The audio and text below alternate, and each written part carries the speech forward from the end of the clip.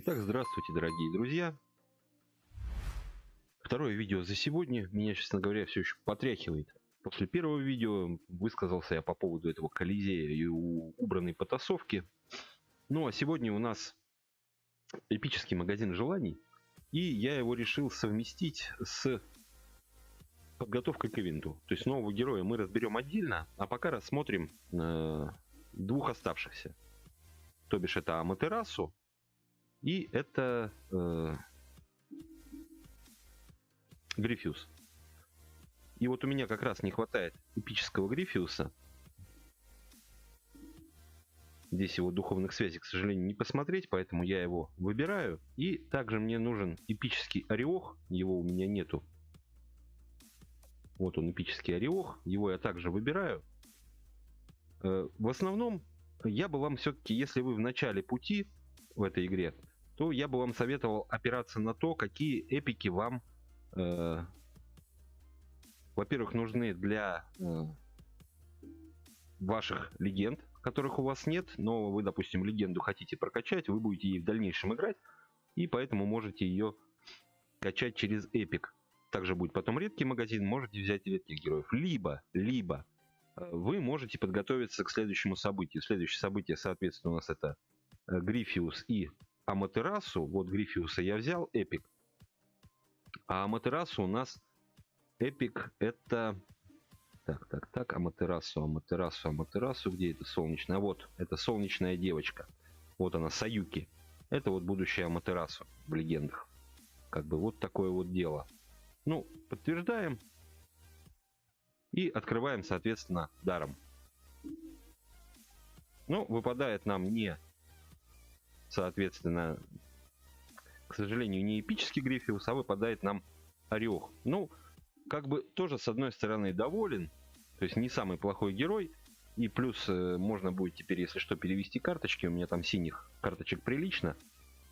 Но, значит, будем эпического Грифиуса обсуждать заочно. Будем его обсуждать заочно. Выложу я скрины, соответственно. Вот. И там уже мы с вами поболтаем по его поводу. Ну, с магазином вроде как мы разобрались. И, соответственно, можно переходить к разбору героев. Давайте мы сделаем это таким образом. Мы сейчас всех этих героев дружненько закинем в избранное. И после этого рассмотрим их всех. Извините, если немножечко подзатяну видео. Ну, я думаю, минутку-две, ничего страшного. Сейчас мы их быстренько сюда всех позакидываем. И после этого рассмотрим. Ну, а эпического Грифиуса я вам выложу в виде скриншотов. Ну, не выпал он мне, к сожалению. Итак, это у нас, соответственно, будет ивент порядка. Будут там ближники. То есть мы закидываем Грифиуса в избранное. Мы закидываем, эпического у меня нет, мы закидываем редкого в избранное.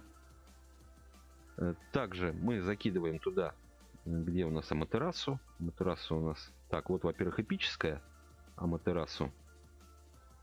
Так, а где обычная? А вот она, обычная. Закидываем обычную Аматерасу. К сожалению, не она будет хедлайнером этого ивента. Ну и редкую туда же закидываем. Все. Это мы сделали. Перейдем в избранное. И смотрим. Начнем мы с синих героев.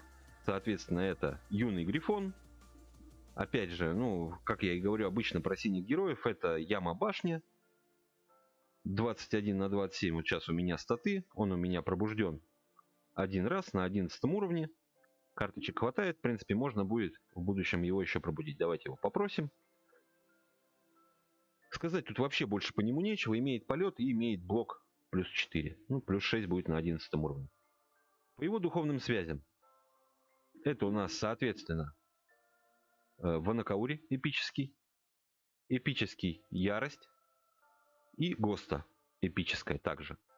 Соответственно, это у нас синий Флосс и синий Капитан Морган. Это у нас Аполлон. И также Ярость синий. Ну и синяя ГОСТа. На ГОСТу ивент был, так что я надеюсь, что у вас эти духовные связи есть, и вам будет несложно их пройти. Ну а мы переходим к синей Аматерасу. Это танцовщица. Имеет она щит судьбы и при атаке дает минус атаку случайному врагу. То есть также она у меня готова к пробуждению на 16 уровне. Карточки ее есть, то есть можно пробудить, можно загнать. То есть вот так она вот сейчас выглядит на одном пробуждении и докачанная до 16 уровня. Статы, конечно же, не впечатляют. Ну, по поводу духовных связей. Да, применение, ну, как вы уже поняли, это яма башни, не более того. Здесь это Мать-Сова, Мьёльнир и Брави. Соответственно, Флосс и Бастет, Тенгу и Мьёльнир. Ну и синий Брави, у нее первая связь душ. Опять же, я надеюсь, что у вас есть эти карточки, и вы спокойно с этим справитесь. Теперь переходим на эпические карты. Соответственно, редкую, эпическую и легендарную карты нового героя мы рассмотрим в отдельном видео, когда уже будут полноценные готовые скриншоты от людей. Либо там найдем, может быть, видео где-то. У нас там испанцы, итальянцы, мексиканцы периодически как-то опережают нас и выкладывают. Ну, мы, соответственно, будем слизывать с них. Итак, Саюки. Пропал щит судьбы у союзника, дает, ну, в моем случае, плюс 16, дает здоровье союзникам вокруг себя. Не самое плохое умение, но, опять же, это умение для ямы и башни. При смерти союзника получает щит судьбы. То есть, дело такое, в башне она, на самом деле, может даже очень неплохо постоять. Да и в той же самой яме. Ну, когда нет шипов или чего-нибудь такого неприятного. То есть, конечно же, в лиге ее использовать, ну, проблематично. То есть, вот даже у меня она пробуждена на 6 и на 11 уровне. То есть на 16 она будет выглядеть вот так. 85-59. Ну, в моей 7 лиге этим не то что не удивишь, а там еще и бурный смех вызовешь, если я ее поставлю играть в лигу. То есть дело такое. По поводу духовных связей, это Тесла, Мьёльнир, Брави. Это эпический мясник или лоскут, как хотите его называйте. Соответственно, Мина Хелсинг эпическая. Опять же, Мать-Сова эпическая, Мьёльнир эпический и эпический Брави. То есть практически то же самое, что в синем, только редкость увеличилась. Вот, в принципе, и все, что я могу по этому поводу сказать. Ну, а теперь, соответственно, переходим на эпического крылатого защитника. Надеюсь, я все-таки вытащить этого самого защитника. Вот. Буду стараться. Кстати, здесь можно за 99 открыть, либо за 799. Вот я никогда не трачу на магазин желаний изюм. Ну вот давайте сделаем, 3 прокрутки. Потратим 300 изумрудов. Не вижу в этом ничего ужасного. Давайте крутим раз. И получаем. Все. Больше не крутим. Больше не крутим. Соответственно, я могу прямо здесь про него вам рассказать. Ну, как я и говорил, сработал блок союзника. Дает плюс 3 союзникам в линии, включая себя. Имеет щит судьбы и имеет полет. Соответственно, его духовные связи. Это ГОСТа. Это Ярость и это Ванакаури. Крылатый рыцарь и эпический Апеп. И, соответственно, ГОСТа, Ярость и Красная Жрица. Вот и все, что, в принципе, требовалось по нему рассказать. Доволен я, что выбил обоих. За 100 изумрудов этого не жалко. Вот так он, в принципе, выглядит, этот герой. Я видел его один раз, единственный, перекачанным, дико перекачанным. То есть у него там были статы, ну, чтобы вам не соврать, там, сейчас найду, ага, 100, нет, не 100, 173 на 190, вот такое вот мне попалось тело.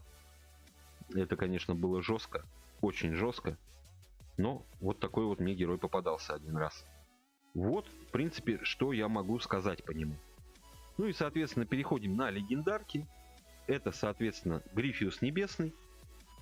Дает он блок союзному варлорду на 2 хода. Он у меня, на 2-м уровне. Ну вот, дает блок 7 союзному варлорду на 2 хода. Соответственно, блок будет со временем увеличиваться. Также он будет прокачиваться в пробуждениях, этот блок. Вот 55 на 2-м пробуждении. и имеет полет. Герой, к сожалению, ну или к счастью, не знаю, герой практически не играбельный. То есть